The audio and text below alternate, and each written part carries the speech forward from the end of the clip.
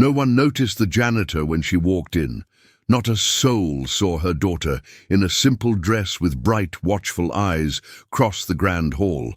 But when that little girl touched the keys of the piano and her mother began to dance with the billionaire who swore he'd never love again, the world held its breath. Ilara, invisible just moments before, went from the floor of humiliation to the center of the stage. And in that instant, the most powerful man in the room realized something profound.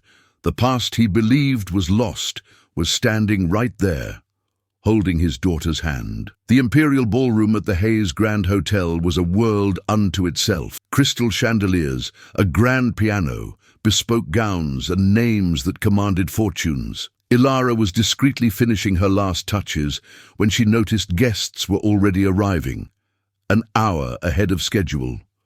There was no way to leave without being seen. She tried to disappear behind the drapes, the heavy fabric muffling her sudden panic. It was pointless. "Who left this here?" Cassandra Hayes's razor-sharp voice cut through the air. All eyes turned. A woman in a blue uniform, hair pulled back, hands trembling on her cleaning cloth. Muted laughter rippled through the crowd. Scornful glances. Then came the comment that sent a chill down her spine. "This is an exclusive gala, not a back entrance for staff." Ilara stepped out from behind the curtain, her face burning. Before she could say a word, she heard the question that changed everything. "Is that little girl your daughter?" Ilara didn't answer right away. She just tightened her grip on her daughter's hand. Stella, with her curious eyes, didn't understand why everyone was staring as if they were in the wrong place. But Ilara understood. She always had. She was born understanding. The daughter of a laundress, Ilara grew up surrounded by lines of hanging sheets and the faint echoes of the radio her grandmother listened to while ironing clothes. When she danced around the house, everyone said she was as light as a feather, born for the stage, and for a while she was. At 17, she won a dance scholarship. At 20, she met Leo. And at 22, she lost it all. Ilara never told her daughter that her father was a man who danced well and promised even better. She just said he had to leave before he knew she existed. Since then, she had made the impossible her daily routine. She worked 3 shifts, sweeping luxury ballrooms to feed her little Stella, the true star of her life. And now, here she was, in the very heart of the elite, humiliated, with her daughter by her side. "I work here," she said, trying to hold on to her dignity. "You brought a child to a private event?" Cassandra raised an eyebrow. "I had no one to leave her with." The daycare closed and Ilara stopped. Explaining herself, there was an act of self-burial. Stella squeezed her hand. "Mummy, why are they mad?" "They're not, sweetie. They're just confused." The music in the room came to a halt. The murmuring grew louder.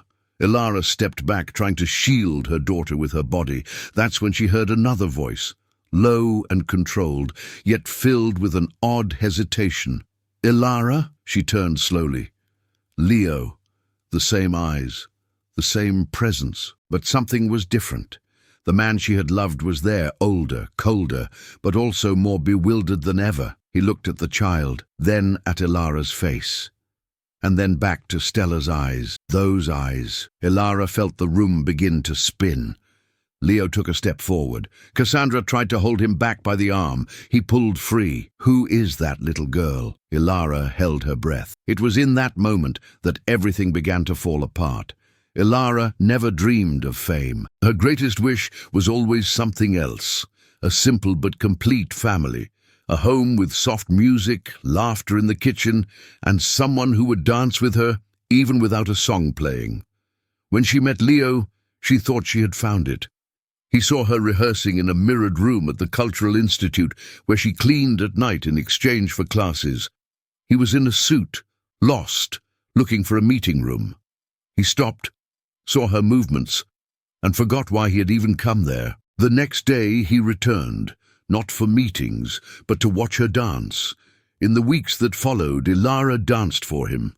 In the park, on a rooftop, in the quiet of the early morning. He said she brought a lightness to his suffocating life. She believed him. But Cassandra never believed. The matriarch saw it all before Leo even understood. She hired detectives, spread rumors, invented betrayals. One day, Elara received an envelope. Inside were photos of Leo with another woman and a letter with a few cold words. "You were just a beautiful moment. It's time to get back to reality." Elara didn't reply. She stayed silent. She cried for an entire night. And the next day, she didn't show up for rehearsal. A week later, she discovered she was pregnant. She tried to find him, went to his building. The front desk turned her away. They said Leo had traveled, that she wasn't welcome. His mother appeared with messages that grew colder and more threatening with each passing day. She even offered money to resolve the situation, as if a child were a problem you could pay to make disappear. Elara ran, not out of cowardice, but out of instinct. She knew if she stayed, Cassandra would take everything from her, maybe even her child. During the 9 months of her pregnancy, she worked at small inns, slept on borrowed mattresses, and ate what she could. But when Stella was born, Elara danced with her in her arms, alone in the hospital room. She still thought she could fix everything, that maybe one day, by some twist of fate, Leo would see her again and understand. But time went on, and he never came looking. Elara buried the past and moved forward, until that night at the gala, until that question, until that look. Stella tugged lightly on her blouse. "Mommy, why does that man look sad?" Elara didn't answer. Because in that instant, the sad man was the father who never knew he was a father. And Elara, she didn't know if she should let him find out. That night at the ballroom ended in silence. Elara left carrying Stella in her arms, without looking back. She didn't cry there. She couldn't give those people the satisfaction.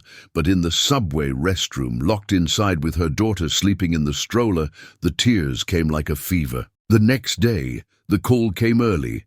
"Your services are no longer required at the Hayes Grand Hotel." No explanation, no chance to argue.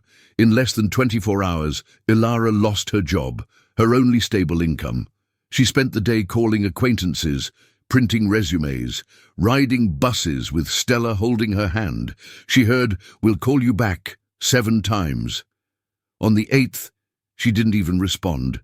She just left before she could cry again. On the 3rd night, without sleep, Stella woke up with a fever. Elara rushed her to the nearest urgent care clinic.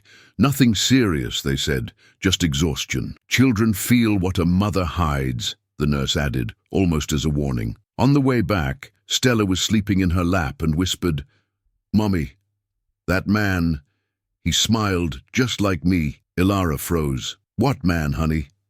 "The one from the gala. I dreamed about him. He was dancing with you. And then with me." Elara didn't answer. She just kissed her daughter's forehead, trying to erase fate from her skin. The next morning, the doorbell rang. It was her landlady with a notice. "If you don't pay by Friday, I need the space for another tenant." Elara just thanked her. She no longer had the strength to argue. It was on the 5th rejected interview that she saw it. Someone was interfering. It was always the same excuse. "The position has been filled." Always a suspicious look. Someone was closing every door before she even had a chance to knock. At the end of that afternoon, she received a call from Child Protective Services. "Mrs. Elara Vance." "Yes. We received a report about potential child endangerment. We need to schedule a home visit." Elara nearly dropped the phone. "Endangerment? You are currently unemployed, correct? And the child was recently seen in an inappropriate location. My daughter was with me because I had nowhere to leave her. We need to evaluate the environment. It's the law." Elara hung up, not knowing how to breathe. The walls of the room seemed to be closing in. The whole world seemed to be pushing her into a bottomless pit. That night, she wrote a note to herself. Hold on a little longer. For her. Just a little longer. But even as she wrote it, she didn't know if she could. On the other side of the city, Leo was looking at the same moon that Stella used to draw. His eyes were lost on his apartment balcony when he called his assistant. Julia, I need you to find someone for me. Her name is Ilara Vance. She has a daughter, Stella. Looks about 7 years old. Any reason? Leo hesitated. It's personal. Very personal. And for the first time in years, his voice cracked. Have you ever felt like your entire world was crashing down, and no one would even notice if you just disappeared? If that scene moved you, leave a yes in the comments. It's the simplest way to tell me that you're here on the other side, feeling it with me. The next morning, Ilara left early with Stella. She needed to think, to walk, to breathe fresh air. She went to the park where she used to rehearse when she was a student. The same concrete gazebo, now covered in graffiti. The trees were taller. Time had passed, but something there still held a piece of who she used to be. She sat on a wooden bench with Stella beside her, sharing a chicken croquette and a juice box. Her daughter was smiling, as if everything was still right with the world, as if trusting her mother was just automatic. Ilara felt the weight of that, a child's faith, a sweet yet cruel burden. Stella rested her head on her shoulder. "Mommy, when I grow up, I want to dance just like you." Ilara swallowed hard. "Why? Because when you dance, it seems like the world forgets how to be bad." Her daughter's words were both a knife and a cure, piercing her heart. Ilara didn't know whether to laugh or cry. Maybe both. She looked down at her own feet, covered by worn-out sneakers. They had once danced on theatre stages and now walked among trash cans. But Stella's voice echoed like a compass. "It seems like the world forgets how to be bad." In that moment, an old memory emerged. Her grandmother, sewing in the dim light of the living room, would say, "When life crushes you, get up. Even if you don't know where you're going, just get up and walk. The path appears when you start moving." Ilara stood up. "Shall we go? Where?" "I don't know, but if we stay put, they'll take everything away from us, and I still have so much to give you." Stella smiled, took her hand, and jumped off the low wall like she was leaping into life itself. Ilara had no money, no allies, no peace. But for the first time in a very long time, she had the will to fight. And even without knowing how, she wanted to try. That same afternoon, Ilara went back home, determined to do something she had avoided for years. Search for Leo. She logged into an old forgotten email account where she still had old messages saved. And there they were, the messages they exchanged at the beginning of their relationship. She read them, and he was always kind, curious, enchanted by everything about her. The last message was from her, never answered. "I need to tell you something important. Please call me." Ilara took a deep breath and replied to that message. "I don't know if you still use this email, but the truth I couldn't tell you 7 years ago is growing up in my house, and she looks just like you." She didn't expect a response.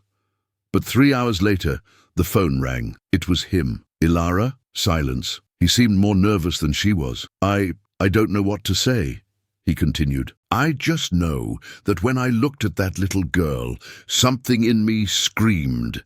Ilara swallowed hard. "Her name is Stella." On the other end, his breath hitched. "I want to see her." The next day, they met at the same park as their earlier conversation near the gazebo. Stella played under the watchful eye of Ilara's trusted babysitter. Leo and Ilara stood at a distance. His eyes were filled with guilt, and his hands were trembling. "Did you know?" she asked. "No," he said. "My mother told me you had disappeared, that you had taken advantage of me. She showed me pictures. I was an idiot, but I swear on everything. I never knew you were pregnant." Ilara saw the sincerity in his eyes, and for the first time she allowed herself to believe. "Do you want to meet her?" "More than anything." Ilara waved to the babysitter who brought Stella back. The little girl looked at the man with attentive eyes. He knelt down to her level. "Hi, I'm Leo." "You're the man from my dream," Stella said without hesitation. "What dream?" "You were dancing with Mommy, then you were throwing me in the air." Leo laughed, his eyes welling up. "Do you think we can talk for a little while?" Stella looked at her mother, who nodded, and in that instant a new beginning began to form, silent fragile but real. In the days that followed, Leo started visiting Ilara and Stella frequently, not with luxuries, but with his time, something he had never known how to give anyone. He brought books, drew with Stella on the living room floor, and listened to her school stories as if they were front-page news. Ilara, on the other hand, watched it all with a mix of fear and hope, because she knew the more attached Stella became, the more dangerous it would be to lose him again. But her daughter's eyes told her the opposite. She was rediscovering a piece of herself. One night, as they washed dishes together, Leo asked, "Do you still dance?" Ilara gave a wry smile. "Only in the dark, so no one can see. You should dance more often. When you dance, it feels like the world is spinning at the right pace." She didn't respond, but her heart skipped a beat. However, the calm didn't last. Cassandra, Leo's mother, found out about the reunion, and she didn't waste any time. An anonymous call to Child Protective Services. A complaint was filed. And within a few days, Ilara received the notice. Stella's custody was under investigation due to emotional instability and lack of financial means. Her blood ran cold. Leo went straight to his mother. "You have no right to do this. I have a duty. You're throwing your life away for a woman who already abandoned you once." "She never abandoned me," he yelled. "Then it was worse. She ran away without even letting you try." Leo left the mansion with red eyes and the certainty that for the first time he had to make a choice. The next day, Ilara saw Leo arrive later than usual, more subdued. "Is everything okay?" He hesitated. "My mother, she's hired a legal firm. They want custody of Stella." Ilara went pale. "What do you mean?" "They're going to try to prove that you're unstable, that I'm an absent father, and that the only one capable of giving Stella a future is her." Ilara wrapped her arms around herself. She felt the old sense of powerlessness returning, but this time she wasn't alone. "What are you going to do?" Leo looked at her as if he already had the answer, but was still fighting with it. "I don't know. What if she wins? What if they take Stella from us?" Ilara answered without a moment's hesitation. "Then we fight, to the very last second, even if it hurts, even if no one believes in us." He nodded, but inside the fear was still there. The Child Protective Services hearing was scheduled for a Friday. Ilara spent the entire week cleaning the house that barely had any furniture. She washed walls, organized toys, and printed out proof of her job applications, even without a steady income. She didn't sleep more than 3 hours a night, or eat. Stella noticed. "Mommy, did I do something wrong?" Ilara felt her soul break. She knelt in front of her daughter. "Never. You are the single most right thing in my life." On the morning of the hearing, Leo appeared at the door in a simple suit, with a firm look on his face and a folder in his hands. "Are you ready?" Ilara didn't answer with words. She just took Stella's hand, and the three of them went together. The room was cold. 2 caseworkers, a social worker, a child psychologist. On the other side, Cassandra, with the best family lawyer in the country, and a smile that was far too elegant for the occasion. The first hour was all technical. Income, stability, history of cohabitation. "Mrs. Vance is currently unemployed," one of the caseworkers asked. "Yes, but I am in the process of being hired." "Is there formal proof?" "Not yet, but I have letters of recommendation from former employers." "Is the residence suitable?" "It's modest, but safe." The note-taking continued. The expressions remained neutral. Cassandra then took the floor. "All we want here is what is best for Stella. I can guarantee quality education, private health care, and emotional stability, without exposing her to risks or constant changes." Ilara almost responded, but Leo touched her arm. He stood up. "May I speak?" They all nodded. 7 years ago, I was pushed out of Ilara's life by lies and manipulation. I found out a few days ago that I have a daughter, and in 1 week, I have understood what I lost in 7 years. I'm not here because of regret. I'm here because I want to be a father. And because I believe my daughter doesn't need luxury, she needs love, and to be with the people who love her. And that she already has." Silence. Stella was called to speak with the psychologist. When she returned, she brought a drawing with her. It was her, holding hands with Ilara and Leo. In the corner, a lady in an elegant dress, a little bit apart. "Is that Grandma?" the psychologist asked. "Yes." "Why is she standing far away?" "Because she says pretty things, but she makes Mommy cry." The psychologist swallowed hard. "And what do you want, Stella?" The little girl didn't hesitate. "I want to stay with my family. The real one." At the end of the hearing, the head caseworker made a direct announcement. "Based on the reports, evidence, and the child's testimony, we are maintaining custody with the mother. We recommend family counseling, including the father." Cassandra stood up. For the first time, she lost her composure. "This is a mistake." The caseworker answered without looking up. "You may appeal, but the child has already chosen, and sometimes she knows what many adults forget." Ilara cried for the first time right there, not from fear, from relief. Leo held her hand. Stella jumped into her lap, and for a single moment it was as if the world had learned to dance at the right pace. 3 months later, the dance studio in the Silverwood Heights neighborhood still smelled of fresh paint and hope. It was small. Mirrors were held up with double-sided tape. The bars were makeshift, and the windows had no curtains. But it was hers. Ilara opened her own dance school in an old sewing room, with money borrowed from a friend, and a whole lot gifted by courage. Leo, now working as a consultant outside of his mother's empire, painted the walls on weekends. He installed a digital piano in the corner. He called it a gift for Stella's stage. Stella, for her part, already had a permanent spot in the children's class. She was shy, but her movements were strong. When she danced, her shoulders relaxed, and the world around her became lighter. That night, it was the school's first recital.